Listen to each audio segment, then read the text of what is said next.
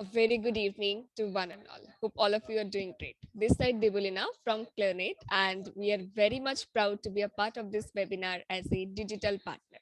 Without further ado, I would like to invite my co-moderators and panelists. First in the list is Dr. Manjula Sarkar. She is a very accomplished anesthesiologist, having presented and delivered guest lectures in several national and international meetings. She is a faculty for the International TE workshop, in addition to being teacher for DM cardiac anesthesia, and she has written books and authored several papers. I would like to welcome Dr. Manjula Sarkar. Please join us. Sir. Next, I would like to introduce Dr. Kodandaram. He is again an accomplished teacher. He knows so much. If I have a doubt, I always call him to find out what is the correct solution to a given problem. He is a senior professor, currently attached to the Akash Medical College in Bangalore. Thank you, Dr. Kodandaram, for joining us. And next in the list, I have Dr. Harish, my own colleague at Muzamdar Shah Medical Center in the Narayana Health City. He is in the general surgical wing of this hospital.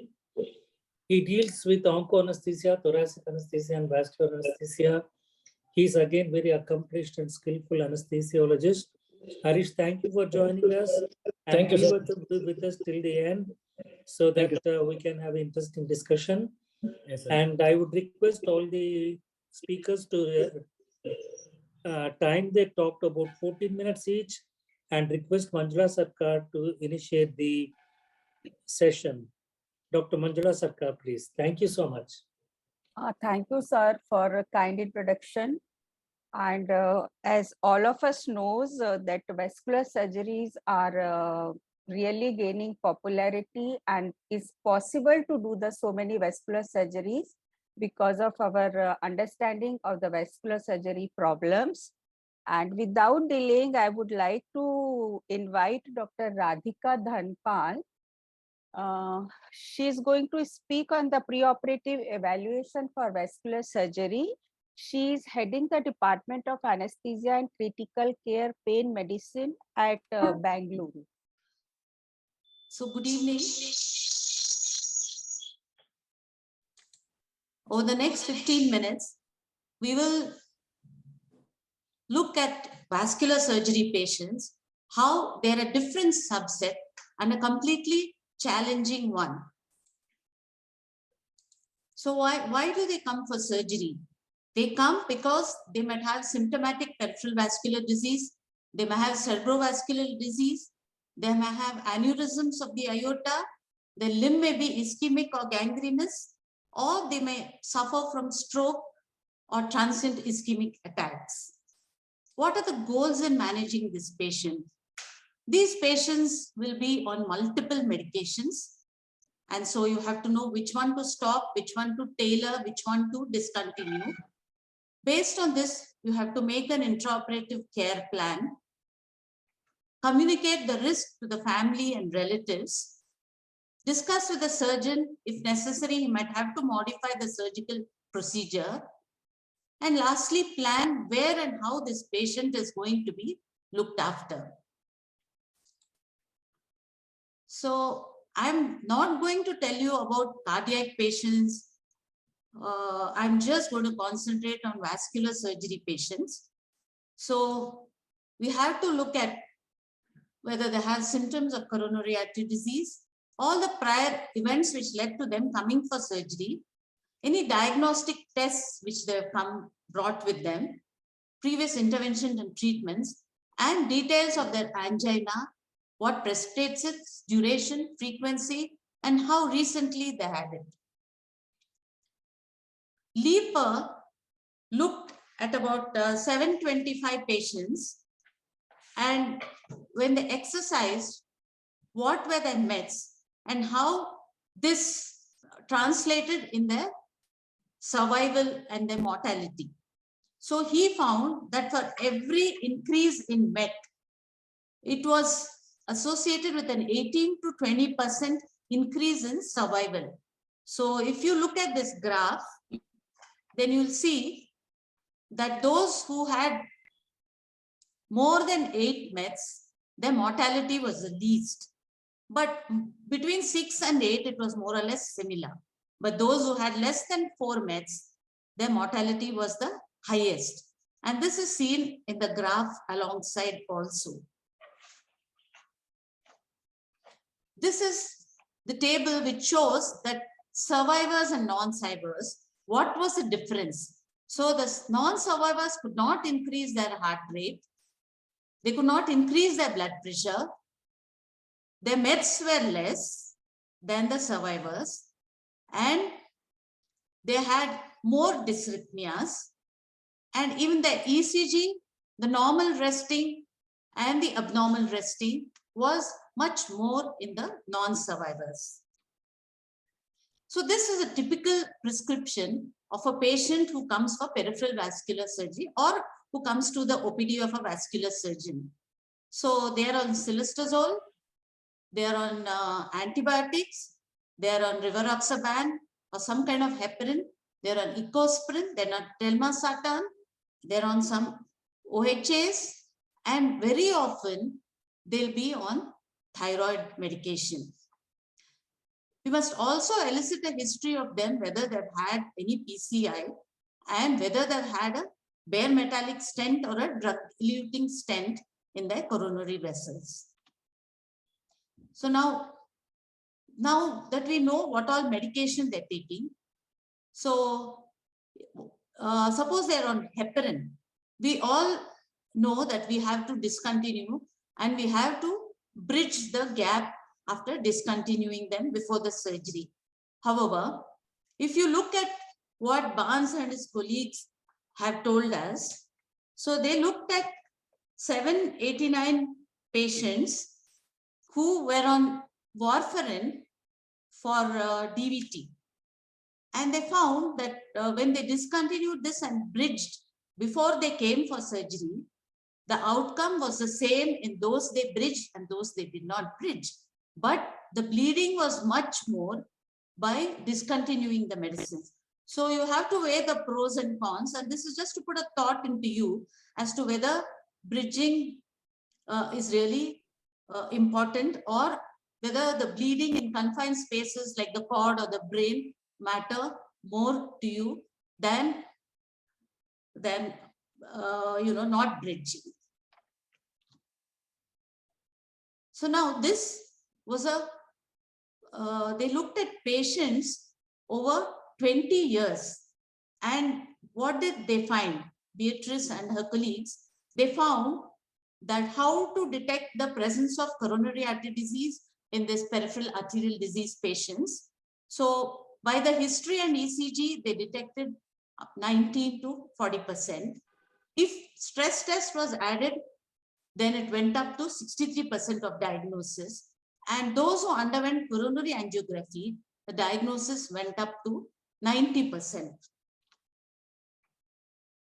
If you link the presence of coronary artery disease with where the peripheral arterial disease is located, then you would find that there's a difference. So in those with aneurysm, it's about 56% of them will have coronary artery disease. Lower extremity bypass surgery, 55% will have. Those who have carotid disease, 72% of them will have coronary artery disease. And overall, at least 63% of the patients with peripheral arterial disease will have coronary artery disease. So this we already said. So when they looked at patients, 2,967 patients whom they did ECG, then they found that the value of routine preoperative ECG was really not significant. As I told you earlier, the history was as good as having an ECG done. However, Mario Monaco, they looked at patients whose cardiac risk index was more than or equal to 2 and who were posted for vascular surgery, and they divided them into two groups, the 208 patients, And they found that the ones that had done coronary angiography survived much better at the end of 6 years. Now that you've decided how to investigate them, what is the examination you should do on these patients? So I'll confine myself only to the ankle arm index. And this, this ankle arm index, if it's less than 0.9, then it's detrimental to the patient's outcome. So what they found was, if you compare the revised cardiac risk index to the AAI, they found that the CRI missed so many which the ankle brachial index found. So vascular surgeons always swear by the ankle brachial index, which they do with some kind of a machine akin to a Doppler. And so that is more prognostic value to them than this revised cardiac index. So as you can see here, so the likelihood ratio of them having some event, it shows with the Doppler index as 7.4. And by the cardiac risk index, it was only 4.22. Now, what are some new investigations which can be done? So the end-terminal pro-BNP, that as you all know, that in heart failure, it has been given as a guideline. But what about peripheral arterial disease or any type of vascular disease? So this is not yet released as a guideline, but however, in all these conditions where there's hypercholesterolemia, diabetes, of course, heart failure, we already know it's elevated, prior history of coronary artery disease. So you'll find that those with peripheral arterial disease, they have a significant rise in NT-proBNP. So this also, so if you look at these, you'll see that when they did the peripheral arterial study, Muller and colleagues, they found that when they followed them up 5 years, the value of this end-terminal pro-BNP definitely predicted how these patients were going to do in the future.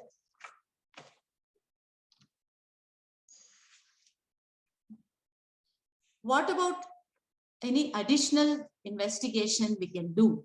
So the glomerular filtration rate and once again the pro-BNP as predictors of cardiovascular mortality in vascular patients. These are also followed for about 6.7 years, and they concluded that those with a good glomerular filtration rate and those with non-elevated BNPs did better at the end of this period. Let us look at a more common investigation. All of us will ask hemoglobin in patients, including vascular surgery patients. So Tour and colleagues, they divided the patients into 3 groups. So the first tertile, the second tertile, and the third. The first was the lowest HB 10.5, then the next group was 12, and the third group was 13.9. And they found that the highest number of deaths were in the lowest hemoglobin group, as you can see here, adverse peripheral vascular outcome and death. Both were highest in this group, and they were least in the good hemoglobin group, which was highly significant. So what do you want to do about it? So do you want to transfuse? So Nanjundappa and colleagues, they looked at blood transfusion and what happened. And lo and behold, see what they found. That whoever received transfusions, their mortality was higher.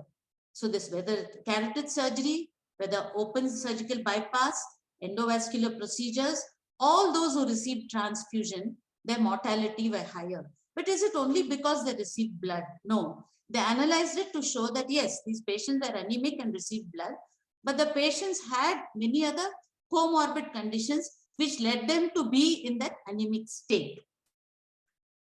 Then we have the CARD trial, which is, as you know, very famous, and it had, they screened 5,859 patients, of which coronary angiography was done in 258, and the other group,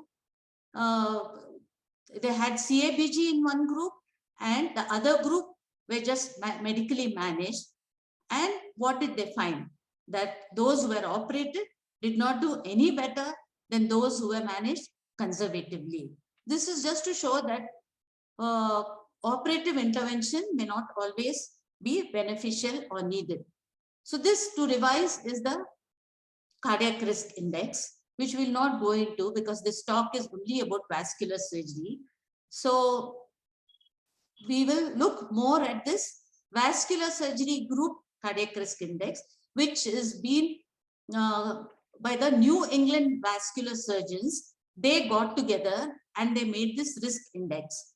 And as you can see, all these points have scores, and the score can be from 0 to 8. So obviously, if the score goes up, then the risk increases. So Burgess and colleagues, they scored patients with both RCR, cardiac risk index, and with the VSG CRI group. And what did they find? They found that they were better able to predict adverse cardiac outcomes by the VSG CRI score rather than the least cardiac risk index score. So as you can see that when the VSG score was less than 3, the mortality was minimum 2.6, and when it became 8, it became 14.3. So this, all of you are familiar with these algorithms, which are commonly discussed in patients with coronary artery disease. So it is just shown here as a recap, but not, so these patients, you have to rule out coronary artery disease. So you might follow these 2 algorithms. And I wanted to show you that this is the latest guidelines for peripheral arterial intervention. But when I went through this, there were more criteria for the surgeons rather, and for the interventional radiologists rather than for the anesthesiologists. So there was nothing much you could add from these guidelines. Now, the other group of patients who come for carotid endarterectomy, so that's a different subset altogether.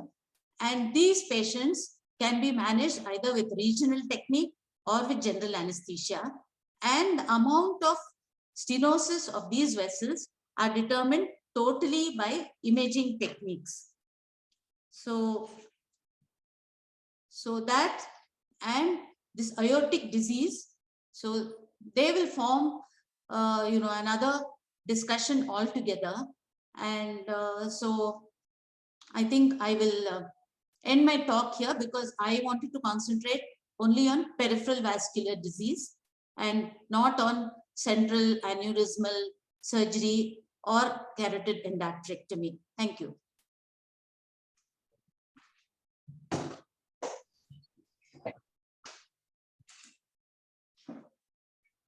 Thank you, Dr. Radhika. Am I audible? Hello. Yeah, you are audible. Yes. Dr. Radhika, thank you very much. We will take the questions at the end. Okay. Now I will invite Dr. Jagadeesh. He is a consultant at Bhagwan Mahaveer Jain Hospital. I will request him to talk on the anesthesia for abdominal aortic aneurysm surgery. Dr. Jagadeesh, please. Thank you for your kind introduction, sir. Dr. Kodandaram was my teacher during my MBBS when I did my MBBS in KIMS. So it was a very glad thing to see him and in him introducing me, sir. Thank you so much. Thank you, Jagadeesh. Is my screen visible, sir? Yeah. So the topic that we are going to discuss in this evening is going to be on abdominal aortic aneurysms. I have no disclosures or any conflict of interest. The institutional data of our hospital for 2022 shows an open aortic repair in 1 patient. EVAR was seen in 19. We did a TVAR on 1 patient. We had to do an emergent procedure for a rupture aortic aneurysm in 2 of them. Coming to a brief history after seeing what happened in 2022 in our setup, history goes back from the Greek times where Antyllus started to prescribe his theory Dr. of. Jagadeesh, kindly go for slideshow mode and change the slide. It's not changing. Yeah. Go for slideshow. Yeah.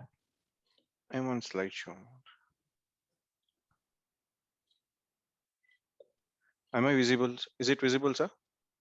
Yeah, but it is not slideshow as it.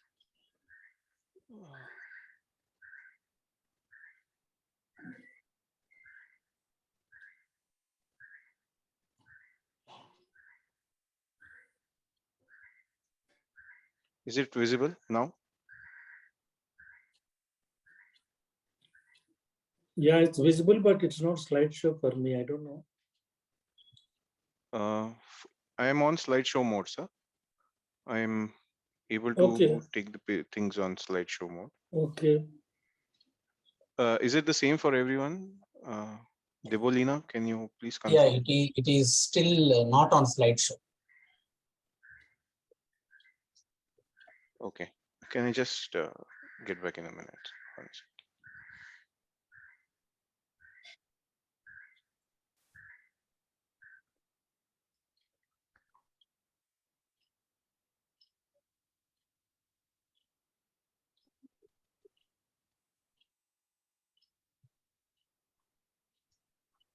Now is the slideshow on, sir?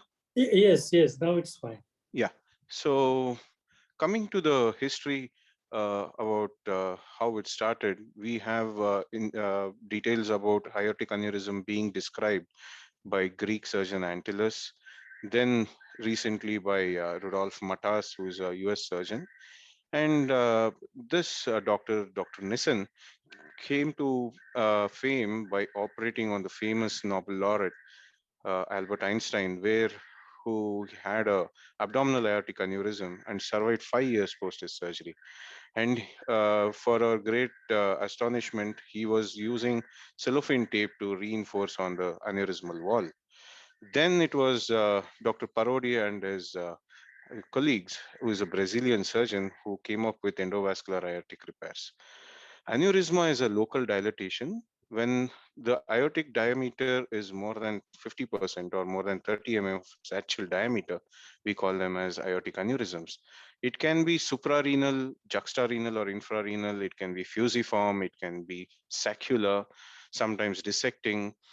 Crawford basically differentiates and classification is being done to classify all the thoracoabdominal aneurysm into 5 basic types.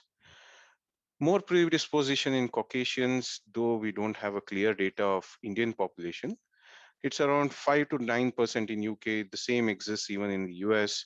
We can see an alarming statements like a ruptured aneurysm mortality of 90%, whereas a repair which goes on an elective basis, like in EVAR, has less than 1% of mortality. Rupture, though, are more in women. Epidemiologically, they are most commonly found in men. Though the aneurysm size, as it increases, the chance of rupture are more than 8 centimeter has 25% of rupture chances, whereas anything less than 5 centimeters has just less than 2% of chance. Coming to the etiology, most commonly seen in vascular patients are smoking. We have seen cessation of smoking reduces the aneurysmal growth by 15 to 20%. Marfans are most commonly associated. Vasculitis and hyperlipidemia are more commonly seen as an etiological factor. Abdominal aortic injuries due to trauma, infected aortic aneurysms. As a predisposition, men are more predisposed for aneurysms. Basically, it is because of increased elastase activity and sometimes due to infection, which weakens the wall and causes an aneurysm to start. Although the hemodynamic factors, like as described by Laplace law, the thickness of the vessel diameter, the vessel, and the diameter of the vessel and the intramural pressure makes a most important thing in formation of aneurysms in many of the patients. Screening guidelines, though not very clearly demarcated in Indian patients, US has a very clear act which is called a Screening of AAA Very Efficiently Act, whereas the European Society of Vascular Sciences has a clear-cut guidelines that any patients, more commonly men, more than 65 years should always be screened on ultrasound. And if anything more than 5 centimeters, always get it operated. Most common symptoms are pain abdomen and in the back. It's sometimes a pulsating mass if the patient is lean. Luto syndrome are basically because of embolus which are formed and they are throwing embolus to the periphery. And very common thing is it's an incidental finding that we commonly notice in Indian population. Whereas a patient coming with aneurysm having extreme perspiration in a severe shock and such things. As Madam was describing about the associated comorbidities, even we know that most of the times the COPD, myocardial infarction, and the hypertension form the most common comorbidities in these patients, though we can see the renal dysfunction being present in 25% of them. Coming to the scenarios, either we see the patients with aneurysms more than 5.5 or less than 5.5, or sometimes in a rupture situation, which is an emergent presentation. Medically managing these patients comes only when the patient is in an elective setting where we ask them to optimize their risk factors, try to continue the beta blockers which are present, stop AC inhibitors so that hypotension perioperatively can be avoided. Surveillance in patients less than 5 centimeters is always noted. And these are the few guidelines which is being given by 2009 American Heart Association. Management are usually open aortic method or by endovascular method, though a open aortic method always has to go through by general anesthesia and elaborate invasive lines.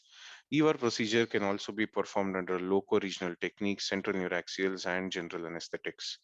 Sometimes due to disease impact, there might be requirement of even hybrid technique, that is an open and endovascular in place. Lifestyle modification, taking a history of cardiovascular diseases, trying to stabilize them and optimize them, always associated with most of the times with carotid disease, evaluate whether the carotid is being affected or not. Just try to see what best you can do with optimizing their lung conditions by treating their respiratory infections and doing appropriate chest physiotherapy. Renal disease evaluation becomes very important as we have many risk factors like there might be a renal insufficiency in 25% as we noted, operatively due to the presence of the clamp in the suprarenal area, or if the clamp time is more prolonged, there might be an increased incidence of renal dysfunction. Always evaluate whether the patients are on insulin and if their HbA1c are more, and evaluate if any genetic disorders like Marfan's and associated cardiac anomalies are present. Take a good drug history, try to stabilize them with beta blockers and their glycemic control, bridge them if the patient who are on anticoagulant therapy like in warfarin or rivaroxaban, try to stop clopidogrel so that we can get a good time period to put an epidural in place and bronchodilate them. When coming to basic preoperative investigations, we always like to be elaborate due to the associated comorbids. Some investigations like renal functional scanning may be required as per clinical requirements in case of a solitary kidney or in a severe dysfunction of the existing renal functions. And in case of pulmonary function, cardiopulmonary exercise test becomes very important, and it's a most important prognostic marker as evaluated in this particular study. And 6-minute walk test sometimes gives a better idea because their METs makes a most important part of their prognostication factors. Preoperative evaluation of cardiac, sometimes with stress echocardiogram, dipyridamole thallium scanning, or a CAG may be required as per clinical history and requirements. In case, in this, if CABG is indicated, there are many studies which are very unclear about posting them after 12 days, sometimes more than 3 months. Carotid flow studies, as we said, that due to many patients coming with carotid involvement has to be done. Optimize them, bridge the antiplatelet therapy, continue their beta blockade, optimize cardiac wise and respiratory wise. Most importantly, provide the patient an adequate information, because their stay in the hospital is going to be somewhere close to 7 days to 10 days, and they need to know about how well they are supposed to be aware about the course of action. Renal optimization by giving them N-acetylcysteine therapy, maintain their HP less than 7. Pain management is a most important thing that we need to maintain, because most of these patients sometimes are in terrible pain in case of back or in the abdomen. Massive blood transfusion protocol is something that we need to always activate, because this involves sometimes a massive blood loss. Anemia and wound care has to be instituted, because these patients are going to get an implant done, and we should make sure the infection on the wound, in case if it's there, to be stabilized. Intraoperatively, routine monitoring apart from invasive, we usually prefer a right upper limb, because many a times the left upper limb might be used for an endovascular repair. And that is the main reason why we use a right upper limb. Central venous monitoring may be avoided in case of an EVAR, and wide bore IV cannulae might be more than enough. Maintain temperature monitoring because of hypothermia related coagulation disorders. When it comes to special monitorings, we have an array of it, where depending on the cardiac patient and their status, we can institute them, and ROTEM and TEC can be avoided in EVAR, as we might not expect many massive blood loss related problems. OR preparations, we regularly do these for most of our major cases, but we need to always keep in mind that we need rapid infusers and activating of massive blood transfusion protocol in concurrence with the blood bank. Vascular multidisciplinary meet is this is one step where I would like to lay focus on, where this might help in giving a good understanding from the surgeons and the anesthesiologists for the better outcome of the patient. Open repair and EVAR are the two things that we are looking into. First, discussing about the open repair, place an epidural catheter, activate them only with a low concentration of local anesthetic, and you use an opioid combination, because we might get a good sensory blockade rather than having any systemic hypotensive episodes. Have a 2 wide bore IV cannula, induce them routinely, have an endotracheal intubation, avoid hemodynamic stress response with various modalities that we know of, place a Riles tube. After instituting this, and once the surgery is started, we usually come to the basic point about placing an aortic clamp. So where the aortic clamp is going to be plays a very important role. If it is supraceliac, there is going to be increase in preload, there is increase in cardiac output and afterload, thereby an increase in arterial blood pressure. Whereas if it is infraceliac, there is some amount of blood which can get into the splanchnic circulation, and thereby a little bit of reduction in cardiac output, which can probably be better than having a supraceliac clamp. But always heparinize 3 minutes prior to that. Increase your depth of anesthesia, preempt them with epidural local anesthetic, keep your antihypertensive drugs infusion in hand, and always empty the urine bag so that we can keep a watch on their urine output.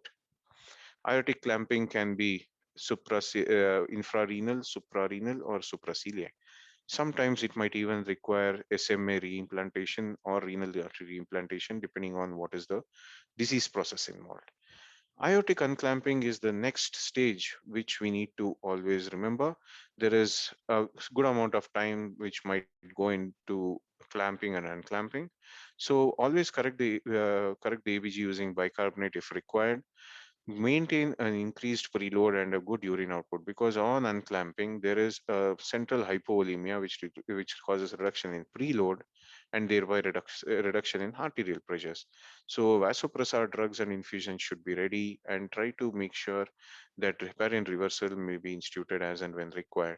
And minimal clamp time always improves a good outcome in these patients. So even after using vasopressors, if the patient's blood pressure are not high, ask the surgeon to apply a partial clamp release.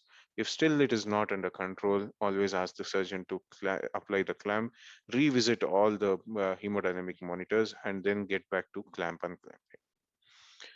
These are the basic general goals in maintaining the homeostasis of the patient on clamping. And the degree of hypotension is always dependent on the degree of shock prior to the clamp release and what was the duration of clamp and what is the clamp speed which is being released. So the reperfusion injury is basically causing your pH to go down, causing tissue injury and releasing in superoxide particles. And the intraoperative course in an open procedure should always be maintained as a balanced anesthesia. Periodic epidural reactivation provides them good pain relief and ABG for equilibrium. On recovery, make sure the hemodynamic stress response is again reduced. On rewarming, we should always remember there will be reduction in urine output because of cold diuresis, which has happened. And always watch for hemorrhage and perioperative MI in the immediate post-op period. In a post-operative care, pain management in open procedure becomes very important because it's a huge incision starting from the xiphisternum to the pubic symphysis, and this requires an adequate pain management for a better outcome and hemodynamics. Temperature control, anemia correction, and need for dialysis should always be assessed. Epidural pain management can be using epidural analgesia in case if it's not possible, use of abdominal wall blocks using ultrasound guided procedures, intravenous opioid infusions. The most common complications are renal failures and aortic fistulas in open procedure, which can occur in later date, but immediately always look for spinal cord ischemias, if at all, if it is a higher clamp being involved. Abdominal compartment syndrome should always be kept in mind. It maybe requires a laparoscopy where you will not be able to extubate the patient in such situations. Massive blood transfusion related complications again to be kept in mind. Coming to EVAR, it's a stent graft which is placed in the weakest segment of the aneurysm. Though the mortality rates are better than the open procedures, the late mortalities are equal on both sides. That is probably due to due to the comorbids that the patient come with. The stents which are passed can be through percutaneous or open groin approach, and arterial blood line, VP line should always be placed on the right side because left is usually used by the surgeons. Aneurysm can rupture and or an iliac artery rupture can occur when there is a passage of stents because they are huge, up to 14 or 15 French in diameter. Whereas these are the reasons why sometimes in a high comorbid patients, we can still perform this procedure under local infiltration. But in case the patients are not ideal, GA is the most ideal in patients who are not cooperative. And this is basically because the patient movement is absent, and this provides a better patient outcome with respect to stent placement. And short periods of apnea is also possible during a patient under GA. So aortic balloon inflation is as similar as applying a aortic clamp. The complications of EVAR most commonly are maldeployment, be it an endo leak, rupture of iliac artery. Medically, these patients can have a post-implantation syndrome.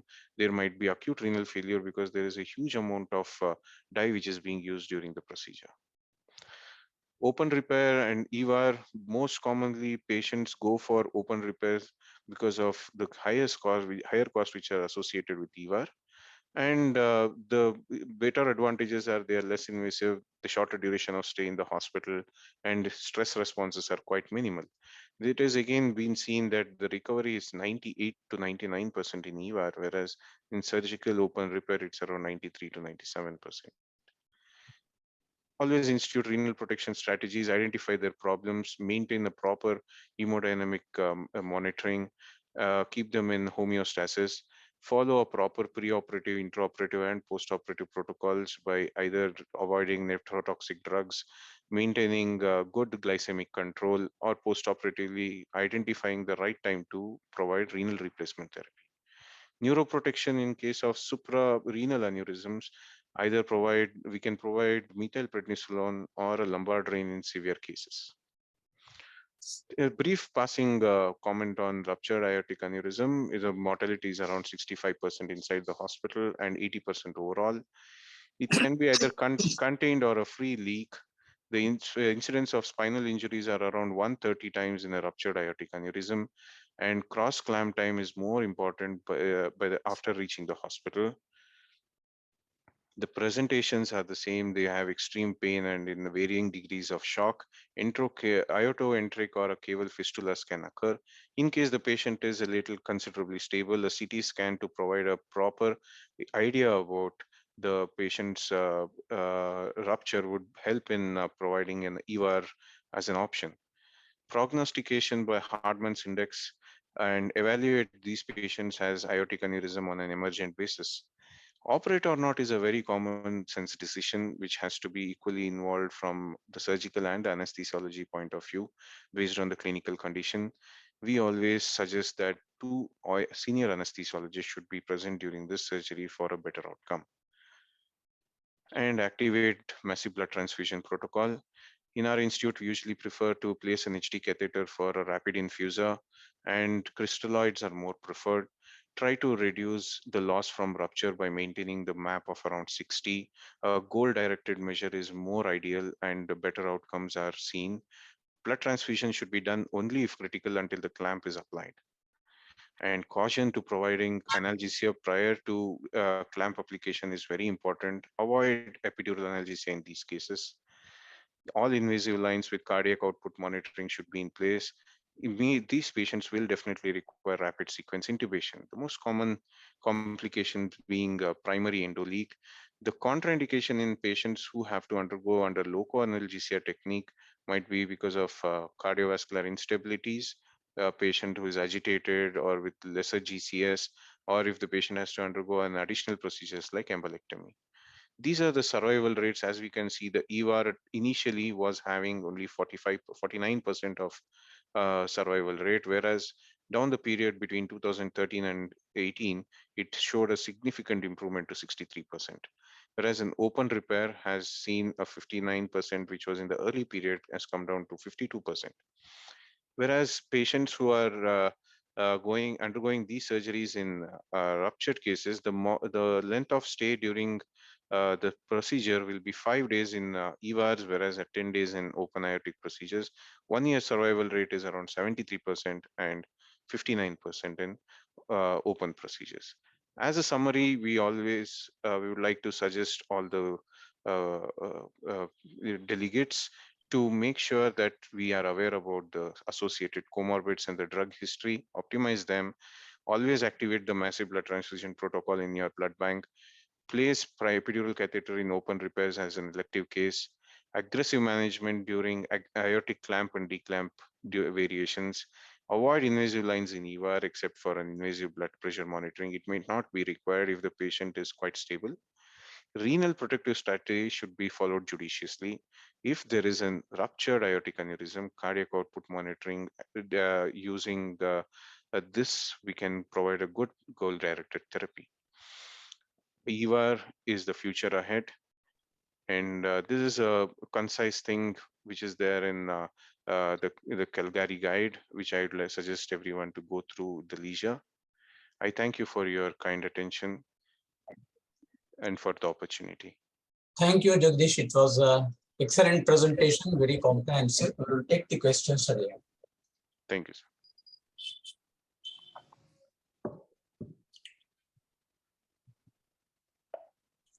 Good evening, everyone. I request Dr. Parameshwara to talk on anesthesia for carotid endarterectomy. Professor and senior consultant in anesthesiology at Manipal Hospital, Bangalore.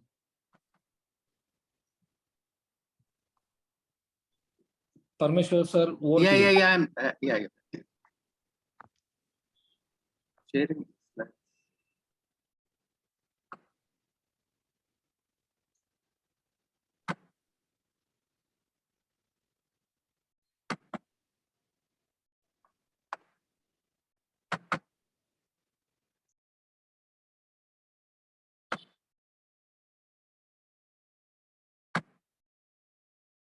Good evening to all of you. I'll be talking about carotid artery anesthetic management of carotid artery endarterectomy.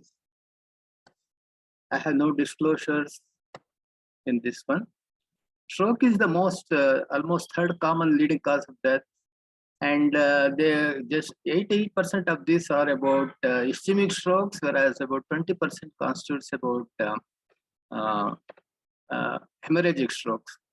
The common cause for the ischemic stroke is basically atherosclerotic plaque, which is there in the carotid arteries, and many times it is there in the bifurcation, often leading on to the severe carotid stenosis. Can be unilateral or bilateral. And most of these patients develop symptoms when the block is around 70% or more. And they most often present as transient ischemic attacks because of either acute plaque disruption or thrombus formation and embolization. And transient blindness, amaurosis fugax, and many of them may have established cerebral infarctions. Any block which is probably 50 to 60% or less are more often asymptomatic and then detected for some other reason. And there are two main studies which have been there: North American symptomatic carotid artery endarterectomy trials and European carotid surgery trials. And a few of the recommendations is that the carotid endarterectomy is better than medical management, which causes a reduction in the stroke rate in 5 years with almost about 16%, whereas it's 4% in case of medical management. And they also recommend that patients should undergo carotid endarterectomy within 2 weeks of the development of TIA. Now, we all know about the anatomy of circle of Willis, and 80 to 90% of the blood flow comes from the internal carotid artery and 20% from vertebropatellar artery. And since carotids are most common inward, the blood flow through the circle of Willis is also decreased. What are the factors which are for carotid artery disease? Like any other vascular surgeries, age is again important, but many of them are in one of those studies which have been already mentioned. The age has been more than 75 years. Presence of ischemic heart disease has been one of the most important things, and hypertension. These two constitute very important comorbidities. In addition, diabetes, dyslipidemia, hyperuricemia, peripheral arterial diseases, obesity, smoking, they are also part of the risk factors which constitute. And formation of thrombus, often even in the patient with a lower percentage of obstruction, can cause severe disease. Now, what is the preoperative evaluation? One should, of course, take the history, family history. Many of them may have the similar history in the family. What should be important is that you should see what are the previous incidences of coronary cerebral vascular accidents, and one should note down the neurological deficit which has been there. More important of all the evaluation is the coronary artery disease evaluation, because there is always a coexistence between the carotid artery and the coronary artery disease. And already this has been discussed by Dr. Radhika. I'm not going to do much further, but 74% of the patients with carotid artery disease also have coronary artery disease, maybe in the form of heart failure, dyspneas, myocardial infarction. They may even have pacemakers and valvular lesion as well. So they should undergo extensive evaluation of the coronary artery disease, which has already been discussed. However, it has been found that if a patient requires after angiogram, if there is a requirement of PTCA, whether you do PTCA before or after coronary artery disease, there has been no difference in the incidence of perioperative MI. Almost all patients are on beta blockers and it should be continued. It decreases the incidence of MI, but increases the incidence of stroke. But that is, MI is the earliest problem, so therefore it should be continued. The second most important factor is hypertension. We'll be again coming back to that. Uncontrolled hypertension is a major cause of stroke, and one should maintain preoperatively a blood pressure of less than 180 and diastolic of about 100, less than 100. And antihypertensive should be continued. You should stop ACE inhibitors or ARB blocking drugs, which may cause severe hypertension during intraoperatively. You must also assess any associated pulmonary disease, renal disease. Depending upon the various aspects of the cardiac risk, the cardiac, various risks has been there, high risk, intermediate risk and minor risk, depending upon the various cardiac problems like angina, dysrhythmias, uncontrolled hypertension, etc. Now, investigations, you're all familiar, usually radiological investigation is ultrasound and MRI angio. But what is more important is angiogram must be done with cross compression. That means when the angio has been done, you compress the artery on the same side on which it is there and see for the circulation on the opposite hemisphere. This is important because that will give an idea about whether the cross clamping will be more useful or require a shunt or not. Investigations, the routine investigations, as we are all there, and invasive monitoring is required, like blood pressure, CVP, and patients who have very severe cardiac disease, you may even require TE, other temperature, pulse oximeter, capnography, the usual this thing.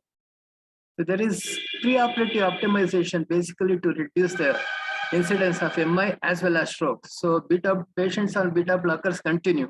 And it's also recommended that those who are not been on beta blockers, it's better to start the beta blockers at least 2 to 3 weeks before that and stabilize on them. And continue on antihypertensives because we don't want the blood pressure to go up beyond 160, 180 systolic. If there are antiarrhythmic drugs, continue. And their statins, if they are on statins, continue as statins. And AC and ARB inhibitors should be stopped. Antiplatelets drugs continue as many patients will be on aspirin, and aspirin should be continued because they are not that cause problem for the bleeding. However, clopidogrel should be stopped because they can cause severe postoperative bleeding. So what are the indications for carotid artery stenting? High-grade stenting, basically with the stenosis is more than 70%, and moderate if there are associated comorbidities with the severe symptoms. Mild disease is less than 50%, they are not indicated for any stenting. That is for the carotid artery disease, carotid endarterectomy.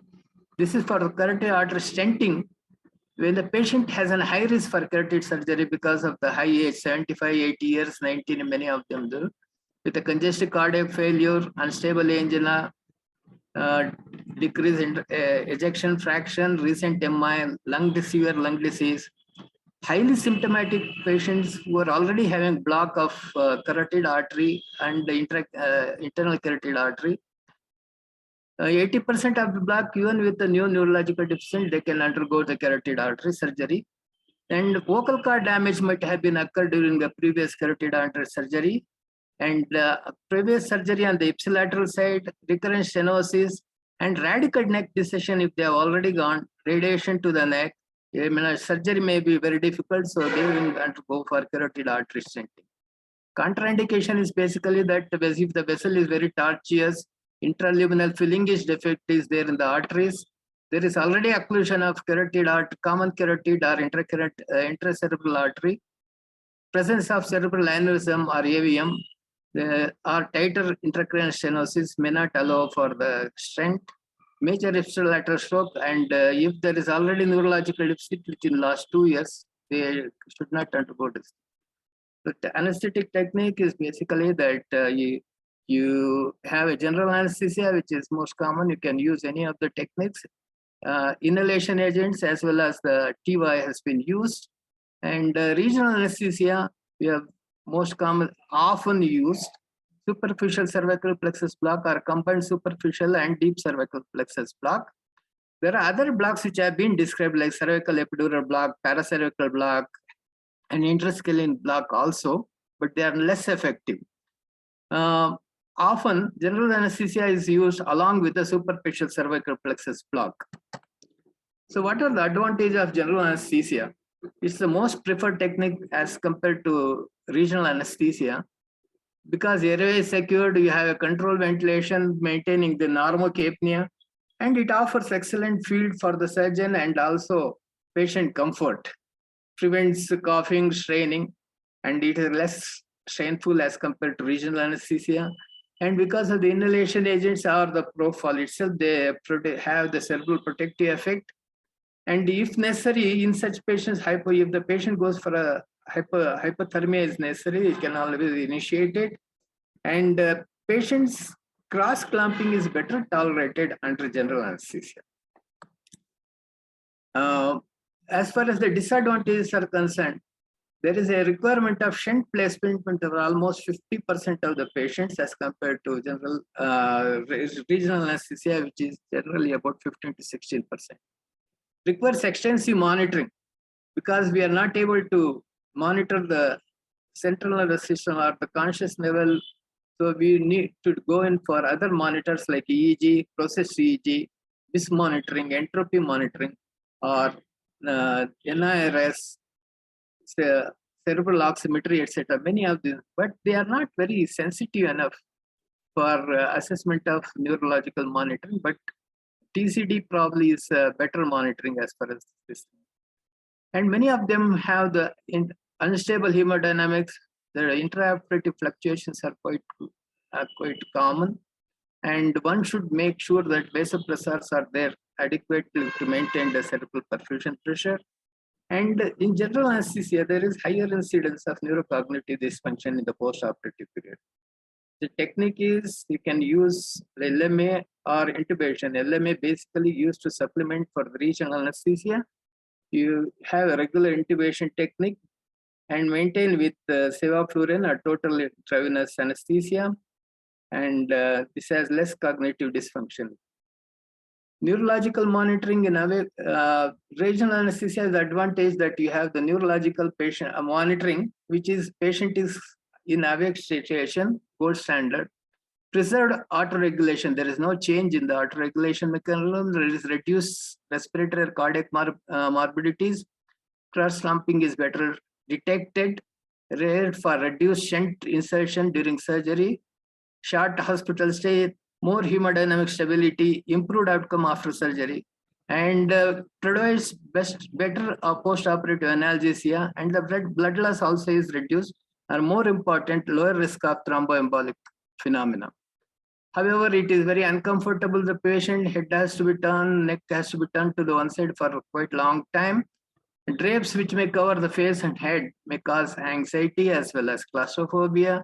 So therefore, it is patients' cooperation is extremely necessary. Also, during surgery, there is retromandibular retraction, perivascular preparations. All these things may cause pain in spite of the local regional blocks. And there are also plexus block procedural complications with like diaphragmatic or vocal cord paralysis, epidural or subarachnoid injection, intravascular injections, and sometimes this regional anesthesia patient may require conversion to general anesthesia. So which is better, general anesthesia or regional anesthesia? There have been many studies which have seen about the effects. One of the studies which is there in the 2008 by the group of GALA, that means General Anesthesia, Local Anesthesia Trial Cooperative Group, which showed that there is no difference in the incidence of perioperative MI, death, or the stroke. However, the shunt placement required was more in general anesthesia group of 50%, more than 50%, as compared to about 14% in the regional group. In another analysis of National Surgical Quality Improvement Program, they found that there is less risk of myocardial infarction in regional anesthesia as compared to general anesthesia. Other studies have shown that there is use of regional local anesthesia may reduce pulmonary complications and blood loss. So general anesthesia, you have the choice of drug, isoflurane or sevoflurane, and this reduces cerebral metabolic rate and maintains the cerebral autoregulation and as well as cerebral vasoreactivity, which is important, and provides neuroprotection as well. However, you must avoid nitrous oxide, which may increase the cerebral blood flow and impair cerebral vascular reactivity. TIVA with propofol or with remifentanil or any other fentanyl or anything similar opioids, there is a reduction in the CMO2 very similar to inhalation agents. More stable hemodynamic stability is there with this one. This monitoring should be used in all these patients. and offers neuroprotection. Coming to regional anesthesia, just to complete the thing, cervical epidural block and cervical paravertebral blocks has been described, but they are not commonly used. The most commonly used are superficial cervical plexus block, which is injection of the local anesthetics about 20 to 30 cc at the posterior border of the sternocleidomastoid between midpoint between clavicle and the mastoid process, which can be even done under ultrasound guidance. However, there is also what is called as intermittent cervical plexus block, where you administer the local anesthetic between the investigation layer of the deep fascia and the superficial to prevertebral fascia. This is in between the superficial block and the deep cervical plexus block. Now, this produces a good muscle relaxation, whereas the just superficial cervical plexus block may not produce adequate relaxation. Deep cervical plexus block, we have to inject at the level of the thoracic transverse process of C2 to C4 or to C3 to C6. And it is more technically more different, more painful, but it produces good analgesia as well as muscle relaxation, but has large amount of complications like epidural subarachnoid injection, can cause seizures. Other recurrent laryngeal nerve palsy, phrenic nerve palsy may cause hematomas, Horner syndrome, and many times it requires conversion to GA because of the other complications. So, irrespective of whether GA or regional, we have to have the neurological monitoring. In conscious patient, you assess the cerebral ischemia during cross clamping. This is basically to know whether the stent placement is required or not. And in conscious patient, you continue to talk to him, keep verbal communication continuously, not only just to time of orientation to place and time. You should continue to talk about other things, whether the patient has effect on the consciousness. If there is any confusion, restlessness, or stops to commands and ceases to communicate, then it suggests that you must put a stent because there is already affecting the cerebral ischemia. Under general anesthesia, you don't have this advantage. So you measure other things like stump pressure. The stump pressure is maintained just above the clamping pressure. So it is should be at least more than 50. You can have EEG monitoring, but it is detects only the cortical ischemia, but doesn't detect the deep cervical deep structures, which can be done by somatosensory or motor potentials, but none of them are very severe. Infrared, near infrared spectroscopy has been used, and if there is any fall in the saturation of less than 20% of the PVS, it suggests ischemia. However, transcranial Doppler is the most important thing, which is done for the middle cerebral artery. It monitors both hemodynamic changes as well as emboli. So, if there is any fall in the this one 15% values, then from the baseline, then it detects probably suggests that there is a cerebral ischemia. Transcranial Doppler also detects microembolism, and that is another advantage of using transcranial Doppler. If there is a ischemia, you have to insert the stent, maintain the blood pressure about 20% more than the preoperative level, and maintain normocharbia. And even high concentration of oxygen sometimes is just as more than enough. One important factor about maintaining monitoring is the blood pressure.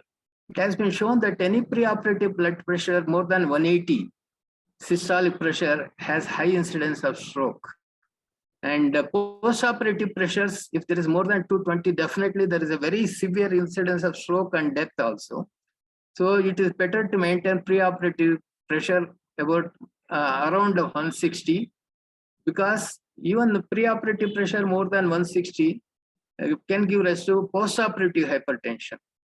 And blood pressure control should be there for at least a week or so, so that there is a brain gets auto-regulated for the blood pressure. However, for bilateral carotid artery stenosis, you require slightly higher blood pressure. maybe up to 180. So carotid artery disease is also associated with coronary disease. High pressure increases the carotid artery incidence of myocardial infarction also. So hemodynamic changes are there. Intraoperative hypertension is basically because of anesthetic drugs.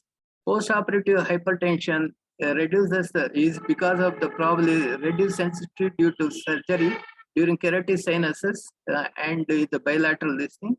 There is what is called as hyperperfusion syndrome after the atheromatous plaque is removed, in which case there is a severe increase in the blood flow to the brain, leading on to cerebral ischemia. And if the pressures are very high, you may even go to subarachnoid hemorrhage or intracerebral hemorrhages. Patient generally experiences severe headache, hypertension, or even seizures and neurological deficit. This is commonly seen about 3 to 5% of patients with diminished cerebrovascular reserves.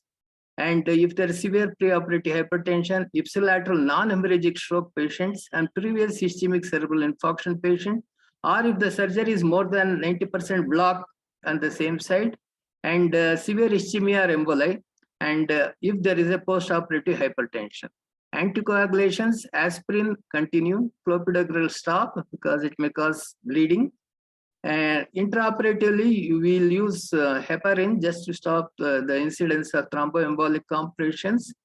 However, high dose may produce neck hematomas, and it may also decrease the effect of aspirin. Protamine generally we don't use because it may increase the incidence of stroke. So complications, basically stroke is the main complications, myocardial infarction. There could be cranial nerve injuries, bleeding and hematomas and causing obstruction to the airway and edema. There are also neuropraxia or injury to other nerves, surrounding nerves like recurrent laryngeal nerve, superior laryngeal nerve, etc. And to conclude, endarterectomy is a prophylactic procedure, has reasonable low morbidity and mortality. It is associated with coronary artery disease and requires important attention. Preoperative hypertension should be controlled to decrease the incidence of stroke, and postoperative hypertension as well. Both regional anesthesia and general anesthesia can be used both with which has both advantages and disadvantages. Intraoperative ischemia and thromboembolic episodes cause cerebral infarction, and therefore appropriate neuromonitoring is required to assess the need for stenting. Thank you very much. Thank you, Harish. So we are going to invite now Dr. Naveen Kadli. He is consultant Department of Anesthesiology at Majumdar Shaw Medical Center. His area of interest is pediatric anesthesia, and he has many publications in his credit, and he's going to speak on lower extremity revascularization procedures. So over to Dr. Harish. Over to Dr. Naveen, I'm sorry. Over to Dr. Naveen. Okay, ma'am. Thank you, ma'am. Thanks for the kind information, kind introduction. My slides are visible, sir? Yes, they are visible. Okay. Thank you, ma'am. Good evening, everyone. My topic for today is lower extremity revascularization procedures and anesthesia management. I have no financial interests or relationships to disclose. Overview, in next 10 to 15 minutes, I'll be speaking about peripheral arterial disease, preoperative assessment, optimization, anesthesia techniques, intraoperative and postoperative management. Introduction, conditions requiring revascularization of the lower extremity can be acute or chronic. Acute arterial occlusions, most common causes are cardiogenic embolism, hypercoagulable states, like we have seen a lot of these cases during COVID infection, aortic or arterial dissections, and trauma. The acute arterial occlusions, they need early revascularization for limb salvage. The treatment options include surgical embolectomy or intra-arterial thrombolysis. Most of the times it's done under local anesthesia or general anesthesia. Regional anesthesia or regional anesthesia is contraindicated because they need continued antithrombolytic therapy. The management of anesthesia is similar to the patients with the chronic peripheral artery disease. Peripheral artery disease is the most common cause of chronic arterial insufficiency. It is a systemic atherosclerotic disease leading to the gradual decrease in the arterial diameter, ultimately leading to reduction in the oxygen supply to the tissue. Its prevalence worldwide is about 10%, and its prevalence increases with the age. And over 70 years, the prevalence is almost 15 to 20%. Risk factors are age, family history, diabetes, smoking, hypertension, obesity, and dyslipidemia. Smokers manifest the disease 10 years earlier. This peripheral artery disease more commonly seen in the lower extremity vessels compared to the upper extremity vessels. Signs and symptoms. Most of the patients are asymptomatic. They can present with intermittent claudications, rest pain, non-healing ulcers, skin pigmentation, decreased or absent pulses, brittle nails, cold extremities. Indications for revascularization are disabling claudication, rest pain, impending limb loss. Amputation is required in case of failed revascularization. Types of intervention depends upon the extent of the disease and complex anatomy. There are different treatment options are available. One is endovascular procedures, which is done via percutaneous access. They do thrombectomy, thrombolysis, balloon angioplasty with or without stenting. Focal open surgical procedures, usually done for endarterectomy of a common femoral artery, which can be done as a single out procedure, or it can be done to access the distal arteries for angioplasty. Open surgical bypass and hybrid technique, which combines both endovascular as well as open surgical bypass. Pre-anesthesia assessment and optimization. I think Madam has dealt with these things in detail. I'll just brief about the aim is to identify and manage the treatable issues to ensure optimal perioperative care with a special concern towards cardiovascular disease, COPD, diabetes mellitus, and renal insufficiency. Peripheral artery disease is significantly associated with coronary artery disease. Nearly 60% of the cases of peripheral artery disease have coronary artery disease. Unrecognized MI and silent MI, the prevalence is almost 23% and 28% in vascular patients. Left ventricular systolic dysfunction is 5 times more common in vascular patients. Prevalence of perioperative MI and death is 4.9% and 2.4% respectively in vascular patients. ACC-AHA guidelines in 2007 designated these surgeries as high-risk surgeries.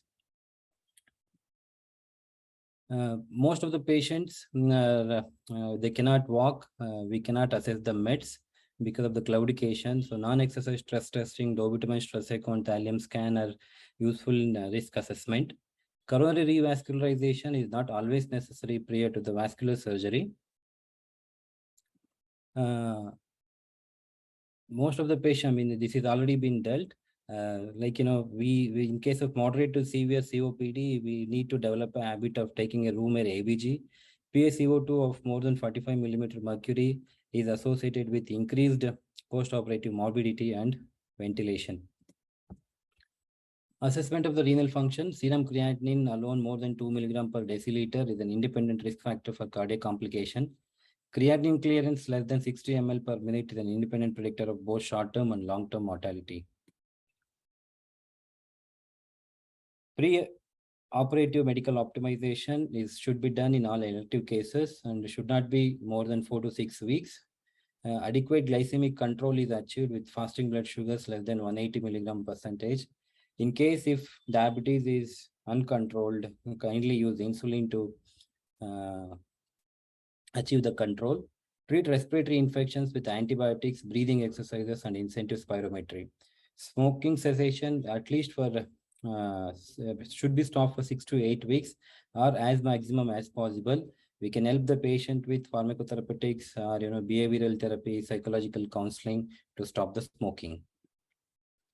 Pre-op medications, we have to continue all the cardiac medications and antihypertensives. If patient is already on beta blocker, should be continued perioperatively.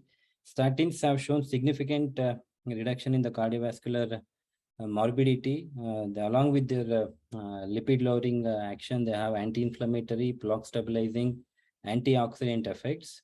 AC inhibitors routinely we stop them, but studies have shown that there is a better outcome if continued. Stop OHAs, mainly dapagliflozin groups, 48 hours prior to procedure. It's associated with severe metabolic acidosis. Antiplatelets and anticoagulants, safe to continue 75 milligram of aspirin. Dual antiplatelets, it depends upon the patient factors and the risk benefits. Warfarin should be stopped 3 to 5 days and adjust the INR. INR should be less than 1.5. Bridged with heparin, a low molecular weight heparin, and stop the heparin 12 to 24 hours prior to the procedure. Kindly respect all the ASRA guidelines. Choice of anesthesia technique. For endovascular revascularization, it's mainly done under monitored anesthesia care with local anesthesia or regional blocks. Endovascular technique includes contrast angiography to define the arterial anatomy. General anesthesia is required in case of severe COPD. Patient cannot lie down, chronic back pain, dementia, sometimes surgeon's preferences. Usually contrast-induced nephropathy we can be avoided by maintaining adequate hydration. If patient is already admitted in the hospital, we can give IV fluids at a rate of 1 ml per kg per hour or 6 hours pre-op and as well as post-op.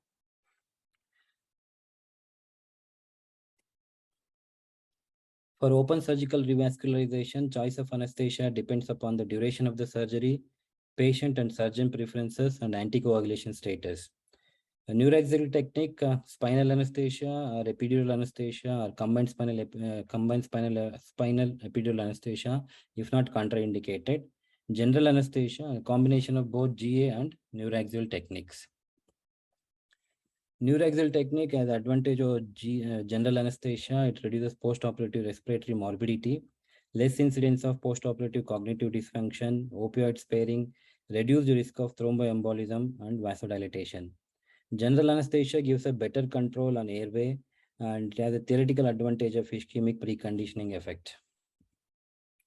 Review of National Surgical Quality Improvement Program between 1995 to 2003 and Danish National Vascular Registry have shown that GA had more immediate complications like pneumonia, myocardial infarction, and graft occlusion within the immediate post-operative period, but there is no difference in 30-day mortality with either techniques.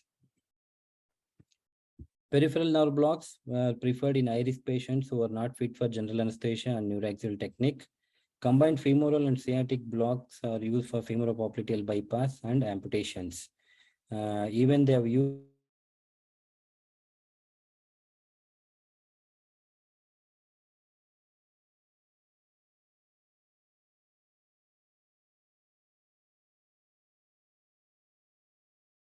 along with the general anesthesia for good post-operative analgesia. Intraoperative anesthesia management. The monitoring for grade 1, grade 2 cases, AS standard monitoring is required. Invasive monitoring is based on the cardiac dysfunction, duration of the procedure, and depending on the blood loss. Use ultrasound for all the invasive lines. Arterial lines may be difficult secondary to the calcifications. Hemodynamic management, BP should be maintained within 20% of the baseline.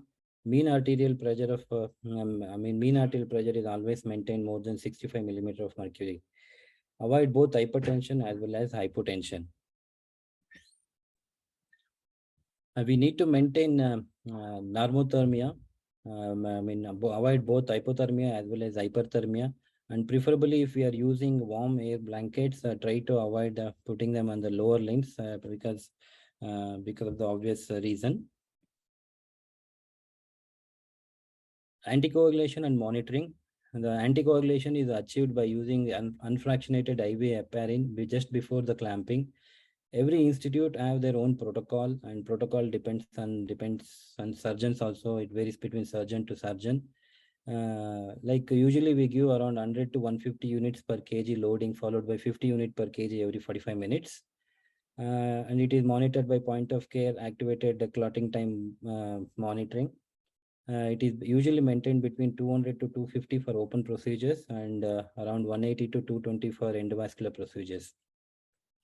Reversal with protamine may not be always required and usually avoided in case of endovascular procedures. Low molecular weight heparins are used for heparin-induced thrombocytopenia or heparin resistance.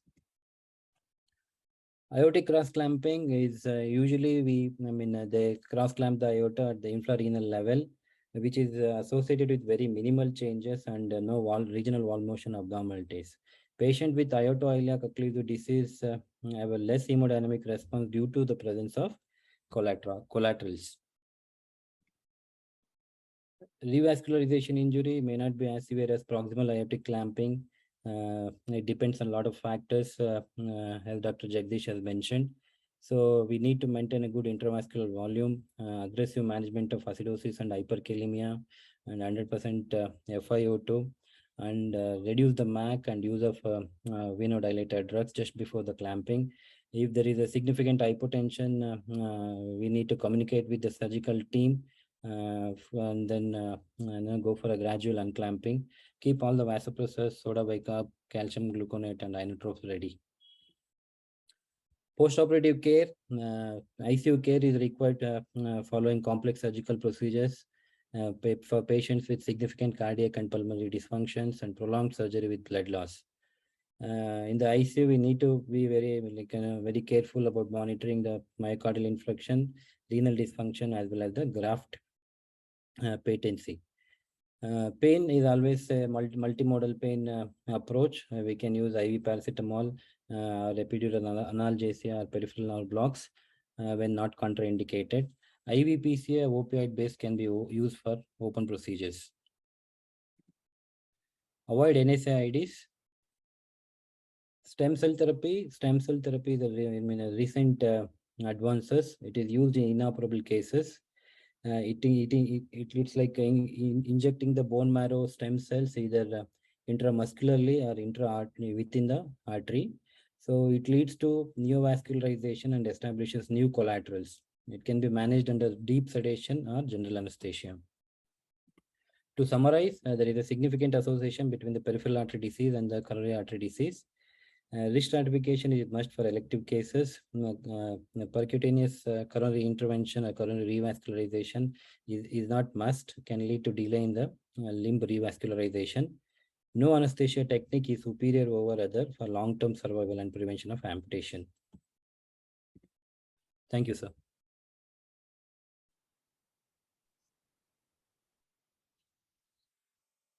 Thank you, Naveen, for that wonderful talk on lower limb revascularization procedures. Thank you very much. Well done. We'll go on to Dr. Parimala. Are you ready now? Yes, sir. They have to give screen sharing rights.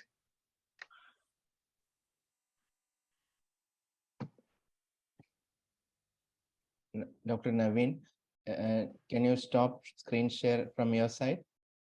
I'm stopping it, sir.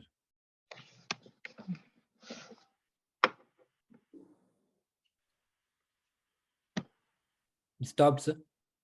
Yeah. Yes.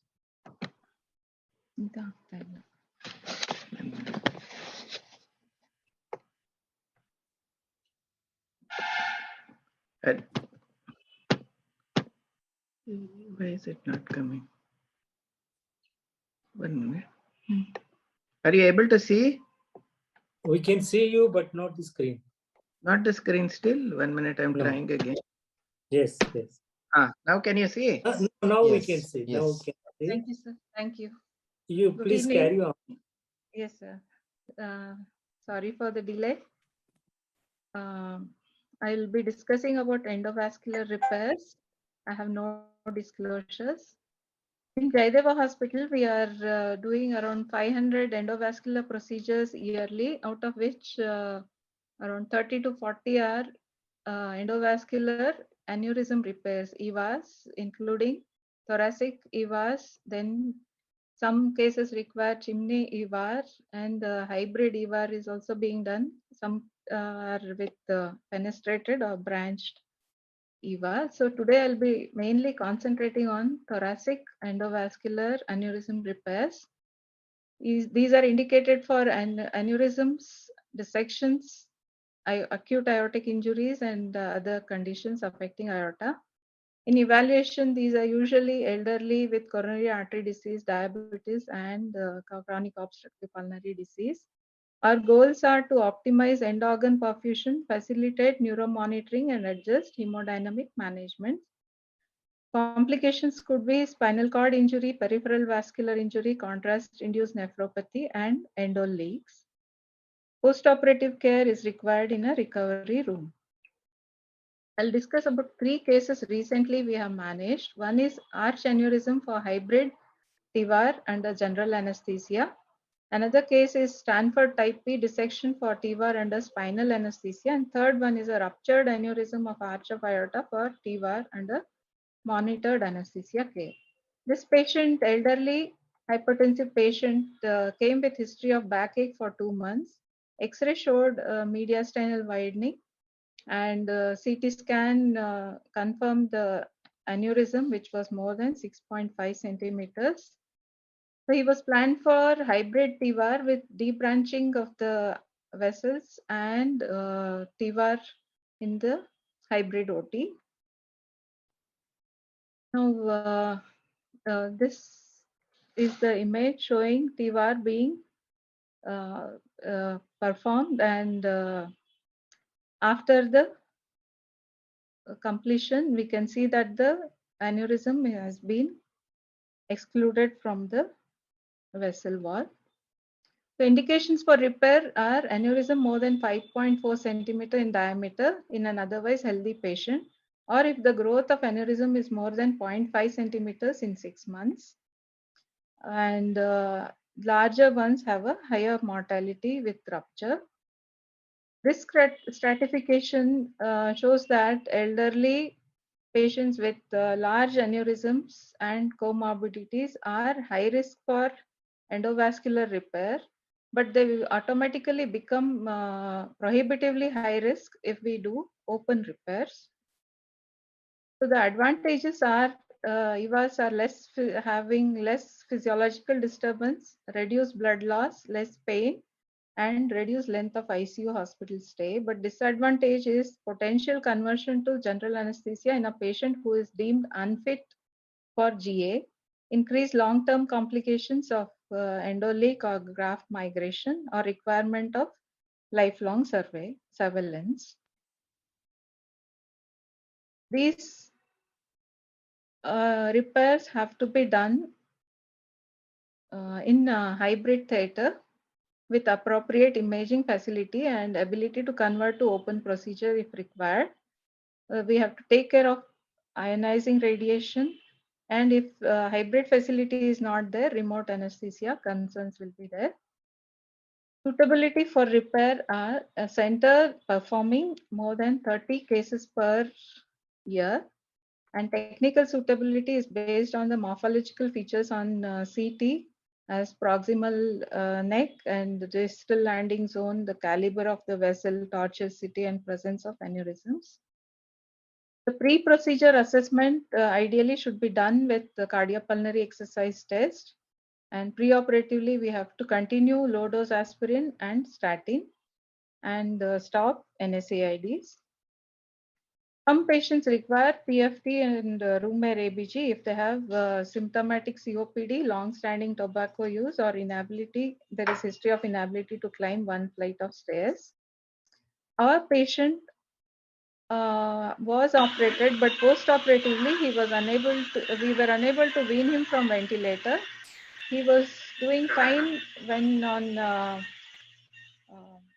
mechanical ventilation. When we put him on spontaneous ventilation, PCO2 used to build up. Later, he underwent bronchoscopy and showed that there was left bronchial collapse, and he underwent bronchial stenting. The second case is Stanford type P aortic dissection in a 60-year-old heavy smoker with hypertension, and he was morbidly obese. There was history of backache for 2 months and also renal impairment. Creatinine was 1.8 milligrams. CT scan showed Stanford type B dissection, and the right renal artery was arising from the false lumen. He was subjected to TVAR under spinal anesthesia, and also right renal artery stenting was done. He required inotropic support during the procedure, and post-operative recovery was uneventful. This is the TVAR showing that the left subclavian is arising normally. That is, the stent is below the origin of the left subclavian, and the right renal artery stenting is done. So, question of general versus regional anesthesia in these procedures. The factors we have to consider are patient comorbidities, use of antiplatelet or anticoagulant drugs, duration of surgery, ability to lay flat, and patient preference. Intraoperative heparin is not a contraindication for inserting an epidural, but postoperatively, the timing of removal has to consider when patient is still anticoagulated. Indications for intervention in type B dissection are refractory pain, rupture, renal failure, limb ischemia, or uncontrollable hypertension. Our patient had renal impairment, so he was subjected for intervention. Now, in patients who are at risk for renal injury are with EGFR less than 30 ml per minute, or because we use IV contrast and pararenal stents in these patients. So we have to stop nephrotoxic drugs, ensure adequate hydration. And contrast-induced nephropathy is defined as a 25% increase in serum creatinine concentration or an absolute increase of 0.5 milligram per deciliter in 2 to 7 days after administration of the contrast. So other comorbidities like diabetes, congestive heart failure, EF less than 40%, hypertension, anemia, advanced age, proteinuria, gout, these also increase the risk of contrast-induced nephropathy. Gadolinium is not a safe alternative. The third case is case of TB spine with paravertebral abscess in another hospital, was subjected for biopsy, and there was bloody tap during the procedure, and they realized that it was the aneurysm which has ruptured, and left lung there is hemothorax. Patients present with pain from expanding hematoma, respiratory insufficiency, agitation, and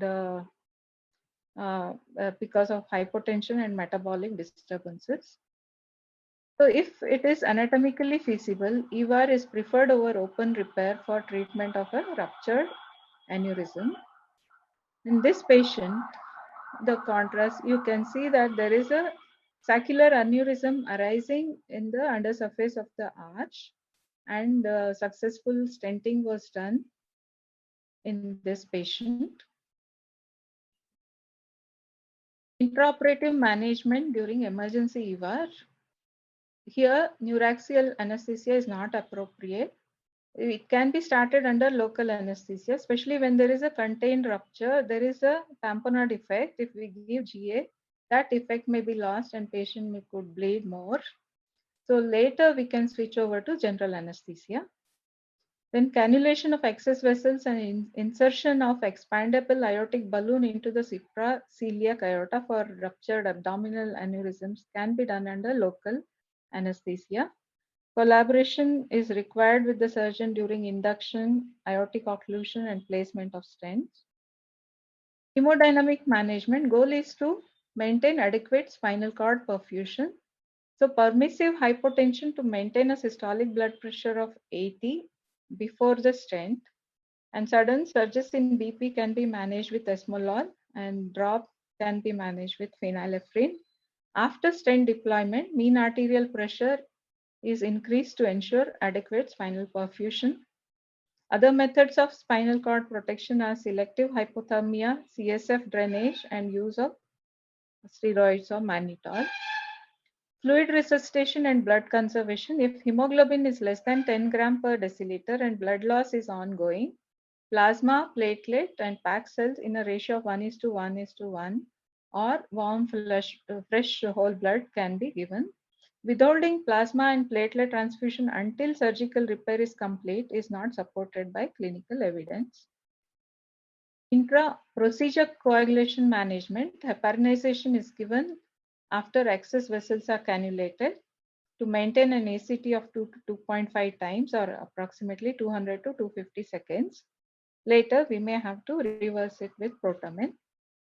Risk factors for spinal cord ischemia are long stent grafts, inferior mesenteric artery occluded during infrarenal EVAs, hypoperfusion, thrombosis, and microembolism. And factors increasing microembolism are prolonged procedure time, extensive manipulation of catheters. The causes are non-reimplantation of intercostal arteries, graft coverage of left subclavian artery, compromised flow to collateral blood supply of spinal cord by embolization, and blood loss and perioperative hypotension. Though it is less common than open repairs, still spinal cord damage can occur with endovascular procedures. To prevent spinal cord injury, we have to remember that spinal cord perfusion pressure is mean arterial pressure minus CSF pressure. So preoperative spinal drains may be required for complex EVAs. Postoperatively, high index of suspicion should be maintained in all patients and a spinal drain inserted if required. So other complications, I'll discuss about endoleaks briefly. It is failure to exclude an aneurysm from circulation after device deployment because of persistent leak of blood into the sac. So there are 5 types. The first one is at the insertion site. These leaks are usually noticed immediately during the procedure and they can be successfully closed. Type 2 leaks are because of the collaterals and supplying into the aneurysmal sac, which may lead to back bleeding. And these are the common type. Third one is graft defect, or fourth is graft wall porosity. So these type 1 and 2 leaks can cause ongoing bleeding into the aneurysm, leading to rupture in future. Management may be conservative, coil embolization, placement of graft cuff, ligation of feeding collateral arteries, open or redo EVAs. The complication is abdominal compartment syndrome. I think Dr. Jagadeesh has discussed about this. Briefly about anesthetic consideration for ascending aortic endovascular procedures. So these are again preoperatively consultation with the team is very important. Pre-induction arterial site has to be decided whether cannulation is being done in which site, and neuromonitoring is required with NIRS or transcranial Doppler. Patient has to be kept warm. Blood products should be available. Perfusionist should be ready in the theater with circuit prime. Post-induction central lines, transesophageal echocardiography and arterial pressure monitoring will be required. Post-stent, prior to stent deployment, confirmation of guide wire in true lumen and confirming proper stent deployment. Post-stent, maintaining blood pressure, rule out aortic regurgitation, coronary osteal occlusion, dissections, pericardial effusion, wall motion abnormalities, and look for LV function. Again, post-operatively, tamponade and wall motion abnormalities have to be ruled out. So depending on the location of tear, only from zone B to C may be appropriate for endovascular procedure. zone A because the coronary arteries are arising there, is not suitable. So there are vascular surgery society guidelines are available for perioperative management, and these are my references. Thank you.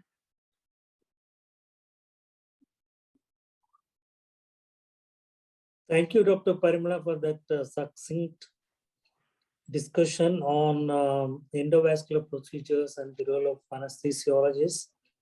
Thank you, sir. Very well done. You have given examples of cases in which you adapted these procedures and also mentioned the technique of choice. Thank you so much. And may I request Dr. Manjula Sarkar to conduct the discussion, question answers. Okay, thank you, sir. I have checked the chat box and I have not received any question from anybody, but I have few questions as usual from the speakers. Please go ahead. Please go ahead. So first question to Dr. Radhika. I want to, Dr. Radhika is there? Yes. Okay. I want to know what is the role of Engel biomarker in the vascular surgeries. I couldn't hear that. Okay, the biomarker is neutrophil gelatinase associated lipocalin. Actually, it increases and causes the renal damage. So that is the good biomarker for the cardiac surgery patients to know how much the renal damage is there. So is there any role of this for the vascular surgery also? No, I didn't. Biomarker. I didn't find that for vascular surgery. No, you didn't find it. Okay. Dr. Kanchi, would you like to comment on this? See, NGAL is a marker of renal stress injury, and it has been used to prognosticate and diagnose acute kidney injury before the creatinine actually rises. Right. The problem with creatinine is it takes 12 to 24 hours for it to rise to be able to tell us that actually there is some acute kidney injury occurring. So this marker is secreted in the urine. You have to check the urine for neutrophil gelatinase associated lipocalin, and increased values may indicate the occurrence of acute kidney injury. Okay. But the thing is, it has not become a standard of practice for the simple reason that there are other reasons which can increase the NGAL, and so it has not become the marker of choice for determining the acute kidney injury in acute settings. Okay. That will be my answer, yes. Okay, thank you, sir. No, I thought it is related to the cardiac surgery procedures, and it says that kidneys are in stress. So is it really related to vascular surgeries also? Yes. Any kidney injury may be associated with increase in the NGAL.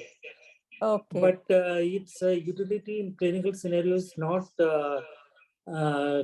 confirmed in all patients, and the guidelines have not yet recommended the use of NGAL. So we have to wait and see how it goes. If there is any more evidence to show that is really beneficial. Okay, so I would like to add that, for instance, ProBNP, that is recommended only in failure. Okay. But so what I told you were anecdotal reports or small studies in which they have used in peripheral vascular disease and coronary artery disease. So that is not a recommendation as yet. So that is what actually Dr. Muralidhar is telling about. Yeah, so basically that is the research product still, and we are not very sure about the results of this biomarker, right? Yes. Okay, fine. Right. Now, my second question is for Dr. Naveen. I want to know, is there any role of laser surgeries for the peripheral lower limb extremities vascular surgeries? Yeah, ma'am, they are. I mean, it can be, I think it's a recent development. It can be used with endovascular techniques. There is a timeline of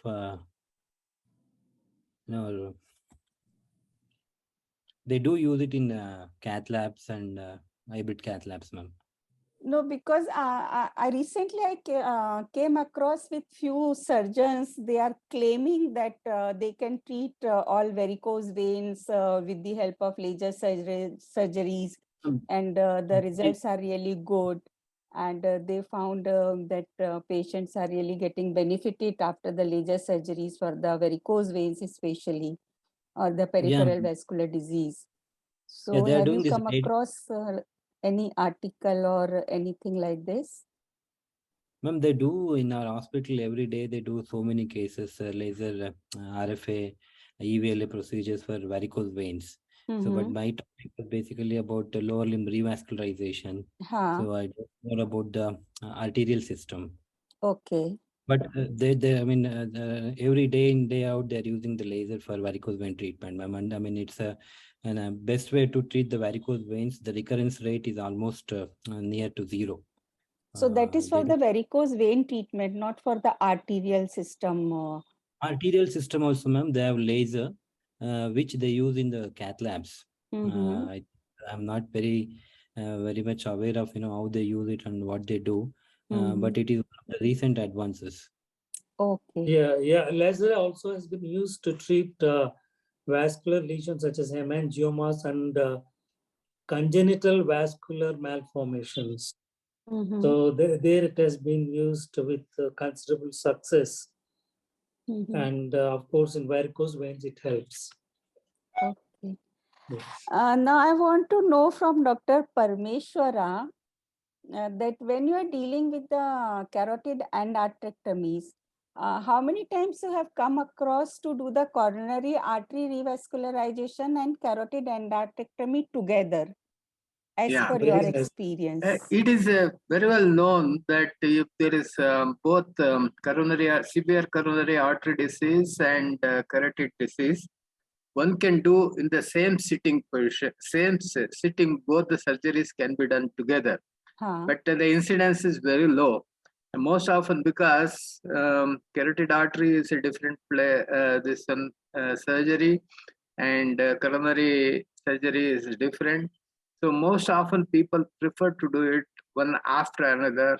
So the incidence is quite low, but because there is no difference in the outcome as far as the post-operative MI is concerned, whether there is a coronary disease,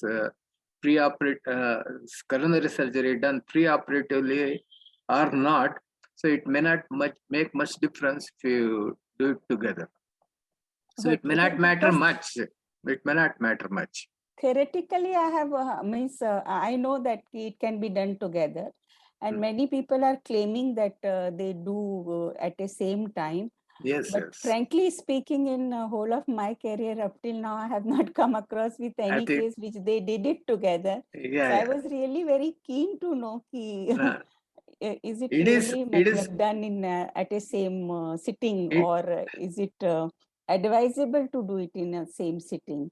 As I said, it is mentioned that one can do it, but probably practically it may not be so easy to do together. And the outcome may not be very different whether you do it together or not. Because that carotid Doppler they do for all the cases, those are coming for the coronary revascularization. But simultaneously, I have not seen. Yeah. Okay. We have done. You have done, sir? We have done. And the question often asked is, if you are doing both of them together at the same sitting, should we do the carotid endarterectomy first and then CAVG? Okay. Or CAVG and then the carotid endarterectomy? That's sometimes the question is asked. I think there the answer lies in the fact that whichever is seriously affected, suppose the patient is having left main coronary artery disease, that must be addressed first.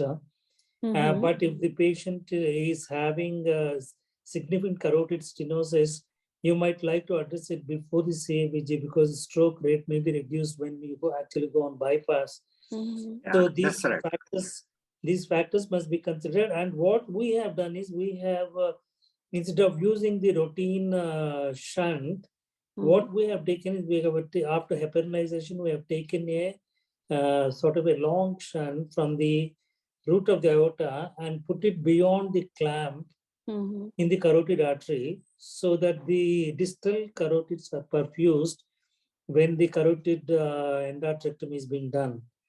So that technique we have described, and it is published in the Annals of Cardiothoracic, Asian Annals of Cardiothoracic Surgery. Okay. Yes, yes. One question I wanted to ask, supposing done sequentially, what should be the gap between carotid endarterectomy and CABG? Do it simultaneously. No. If done sequentially, one after another, then what should be the gap? How many days gap you will leave between the two? Actually, I'm talking about same sitting. In the same sitting, you are doing carotid endarterectomy and CABG. If you are doing it separately, you have to weigh which disease is more symptomatic and more problematic. If it is coronary artery disease having severe critical triple vessel disease, you have to address it that first. Or the and then how much gap you will leave for the second surgery? How much 6 gap? weeks. 6 weeks if it is elective. But if the patient is already having severe 90% carotid stenosis and symptomatic, they should be done first. Yeah. If the patient's cardiac condition is stable, you do the vascular surgery first. Okay. And I have one question for the first two speakers, that is Radhika and Jagadeesh. In the recent time, there has been a considerable interest in CT coronary angiography. I think we have to consider that seriously. If the meds are less than 4%, instead of subjecting the patients to stress testing and invasive coronary angiography, the other option we have, which is quite reasonably good option, is CT coronary angiography, which is non-invasive. And the best thing about this is that it gives us the negative predictive value of close to 100%, which means that the patient's calcium score is 0. There is no coronary artery disease. So you don't have to do anything for coronaries in that case. But if it shows significant disease, calcium score is high, then you have to subject the patient to coronary angiography to prove the disease process and address it if it is significant. Yes, I agree. I found some articles about it.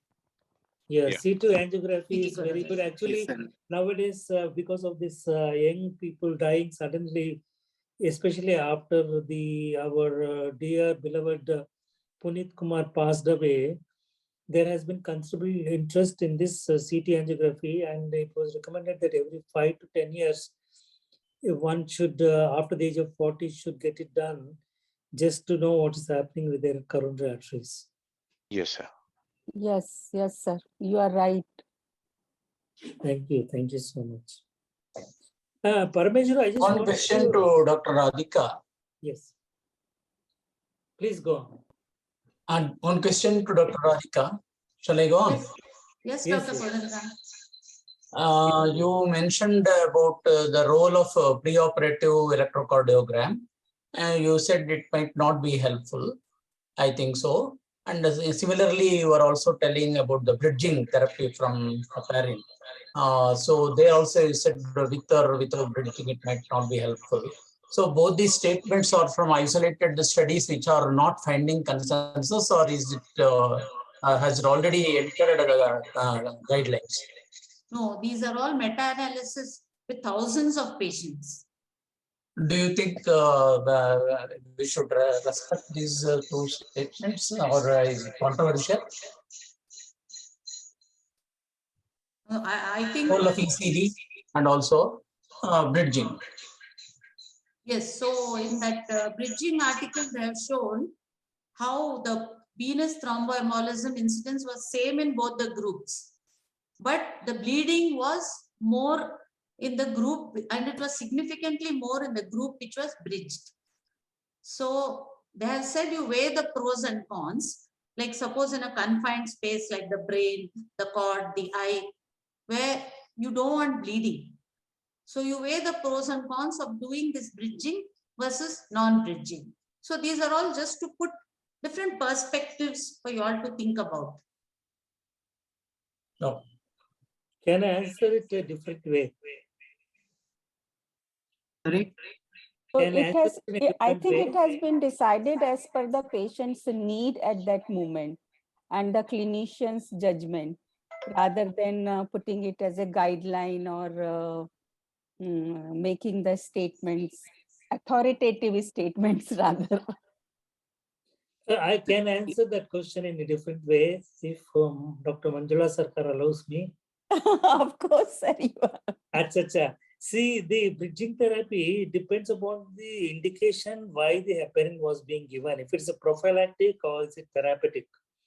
For example, you have a patient with valve disease and has a prosthetic valve, mechanical valve, he is on warfarin.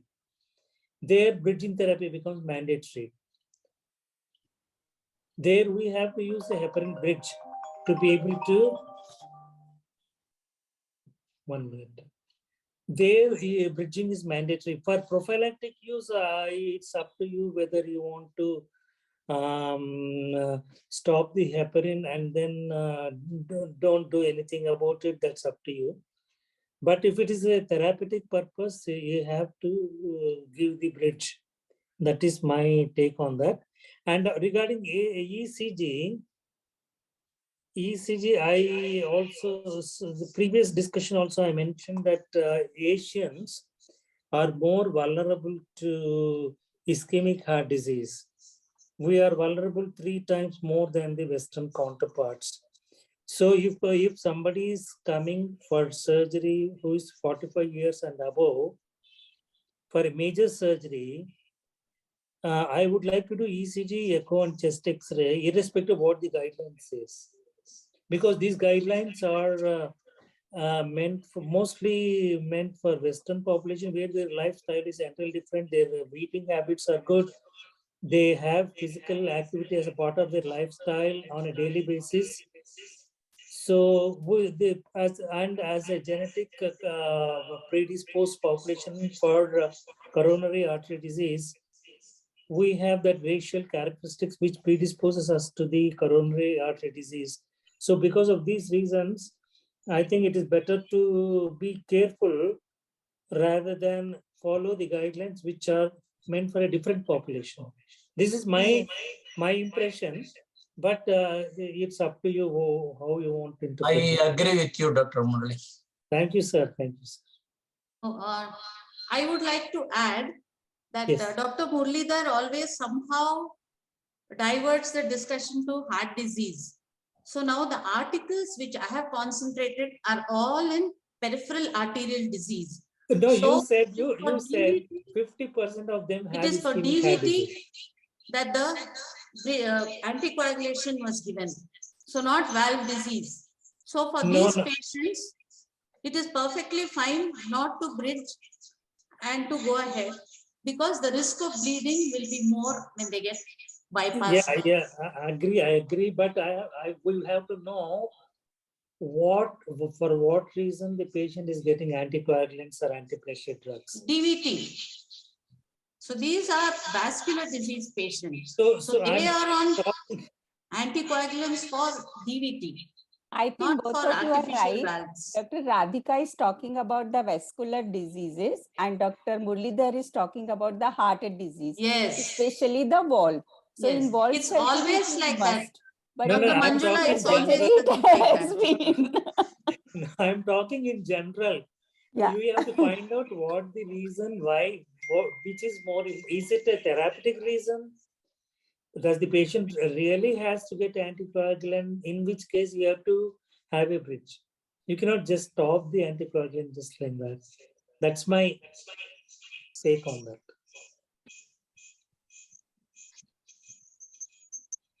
Any other questions are there? No, I wanted to ask Parameshwara about he mentioned about cross compression of carotid. Yes, correct. So is it a safe thing to do? Just that's what I wanted to know. No, most often actually MRI can give a good idea about the vascular flow, and you can even measure it. But in some situations, if you are not able to do that, where there is a severe blockage, we have to know whether the other side is receiving can compensate for this side. So when you block it, in fact, it may be that if the arterial blockage is almost very high, obviously there is already a compensation which has occurred. So probably in such patients you may not require it. But if you have a complete blockage of about 60 or 70%, one must know whether there is need, whether that can compensate if you other side can compensate or not. If there is a total blockage, there is obviously no problem at all. It's already done. Sure. Thank you. Thank you for that response. Thank you so much. Param, one question, Dr. Param. Yeah. If there is bilateral carotid stenosis, in the same sitting, is bilateral carotid endarterectomy advised, or should be taken up for two different sittings? It is not done that way. Actually, you try to do carotid endarterectomy, which is already completely blocked. That is the one which you can open. The other one will try to maintain the perfusion. You generally don't try to do both the things together because of two factors. It will increase the surgical duration. It will increase the possibility of hyperperfusion, and also the other surrounding nerve entrapments, diaphragmatic paralysis, they are all increased. So generally you don't do that one. You first do one of those which have been completely blocked. So that is easy. The other vessel will be maintaining some perfusion. So you completely unblock those vessels and then you go for the other vessel. Thank you. So, yeah, I agree with that. I agree with that. Just Any to, other questions? Yes, sir. Just a question to Param, sir. Sir, if there is 100% carotid blockade, I am somehow of the opinion that surgically they wouldn't open up. They would always try to target the other vessel, which, if at all there is any blockade. And I think if the carotid artery, if the blockade is less than 50 to 60%, they wouldn't subject this patient even for a carotid endarterectomy. No. If you may correct me, sir. No, I agree with you. You said that one should do the other artery first. That means that's partial blocked artery. Yeah. But when you do a cross clamping, where is the circulation coming up? That is the question of placing a shunt, sir. There is the you point have to where place a shunt. Yes, fine. Agreed. Yes. But if there is already 100% block, and if you release that, at least that will take care of the circulation for the other one to be taken care of once you do the endarterectomy in the other vessels. So that is the thing. You have to put a stent probably, otherwise also even in this patient. Yes. It all depends upon how the circulation is there in the brain and what is the effect of cross compilation. So one can only do see the effect, and then only one can decide what. Just to add to the regional anesthetic techniques that you were mentioning of, the intermediate cervical plexus block that you mentioned. Yeah. In our place, we do something called a modified intermediate cervical plexus block, where we start depositing the drug within the carotid sheath. This takes out the reasoning for local infiltration to the carotid body and numbing them when the surgeon is trying to operate on carotid body.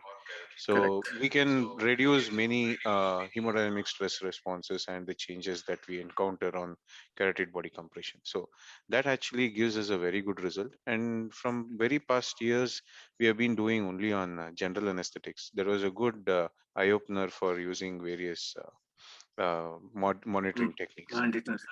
Actually, initially when carotid artery surgeries were being started, there was more interest on the regional anesthesia. But slowly it is switched on to the general anesthesia because of the patient comfort, for the surgeon's comfort, and perhaps even the anesthetist comfort as well. The Gala trial also proved the same. Yeah, that's right. That's right. So that is the advantage. I think now, if Manjula agrees, it's time to close the session because we have Yes, I think, sir, crossed you the conclude.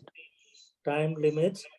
And I would like to thank Dr. Manjula Sarkar for being with us, Dr. Harish, Dr. Kodandaram, and I would like to thank the speakers Radhika, Jagadeesh, Parameshwara, Parimala, and Naveen for the excellent deliberations. And I do agree with Radhika that I am a bit cardiac orientated and biased towards cardiac, but you must understand that cardiac disease is the leading killer in the society. This is the third commonest killer. Every third death is because of cardiovascular disease. Please take this into account whenever you approach patients who are presenting for non-cardiac surgery. Keep the eyes open and look for problems which can be detrimental to the patient's care. With these concluding remarks, I would like to thank again all the moderators, Manjula, Harish, Kodandaram, and the speakers Radhika, Jagadeesh, Parameshwara, Parimala, and Naveen for their excellent deliberations. And on behalf of the Indian College of Anesthesiologists, I would like to thank the leadership of ICA for providing us this opportunity to be together this evening from 6:30 onwards to deal with the subject of anesthesia for vascular surgery. With this, I would like to conclude the meeting. Thank you very much. Please Thank you join so us for much. cardiac anesthesia CME on 17th and 18th December in Bangalore at Narayan Hridayalaya, and also take into account the critical care echocardiogram course which we are going to start from 1st of January. Thank you so much. We'll see you sometime later, certainly for the next webinar on the Wednesday.